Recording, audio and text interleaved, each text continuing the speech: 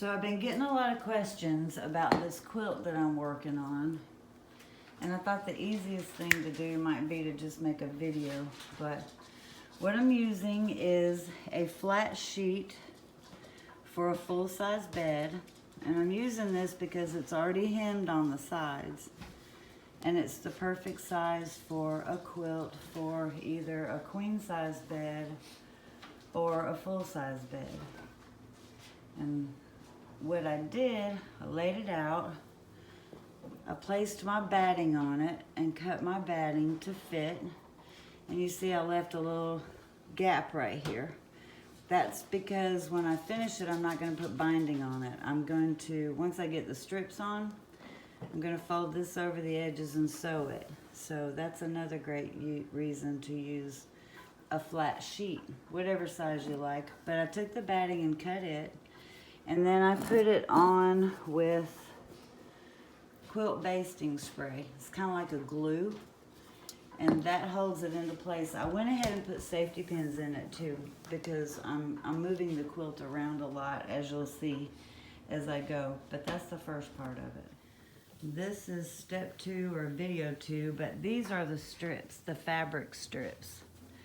This is just all leftover fabric from different projects that I've made. And you can make, the strips are, for what I'm doing, it's gonna take 40 of these strips, and each strip, I make them about 80 inches long. And I just mix the fabric up, and it's just, you can see some of the pieces are short, some of them are long, and that all depended on how much of the scrap fabric I had. But what I did was I laid down my fabric. I got this little measuring device. It's 3 inches wide. And I just cut both sides of the fabric. Like I said, see, some of them are really short. Some of them are really long. But I wanted, if you keep them uniform, I think it's gonna go together better. Be easier to sew. Okay, and this one, you can see, I roll it up on the sides just to make it easier to handle, but all you do is you sew your strips together like this, and I'll go down this whole line with the sewing machine right here. And once you've sewn that to it, you're sewing through the backing and the batting as you sew this down. So once you get it sewn down, you just flip it over and iron it. It's kind of important that you iron it.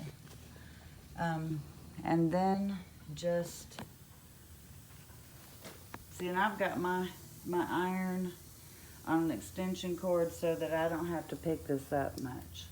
But once you've sewn it, flip it over and iron it, and then you just grab your next strip of fabric and sew it to this one. And again, you're going through the batting and the backing all at once, so your back's gonna look like that. It won't be this lumpy when I wash it and get the glue out of it. And then once that's finished, I'm just gonna turn the edges over. I'll trim them up, of course, and sew it down.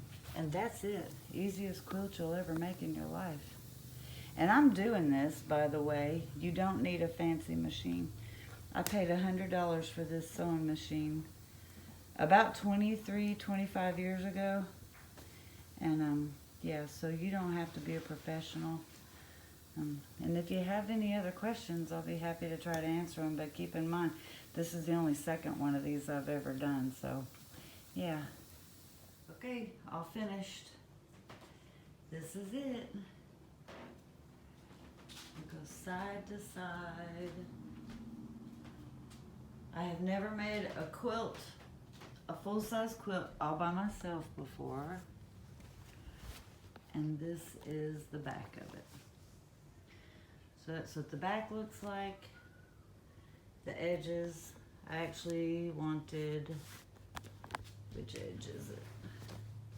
I wanted this edge to be bigger, but that's okay. It still is done.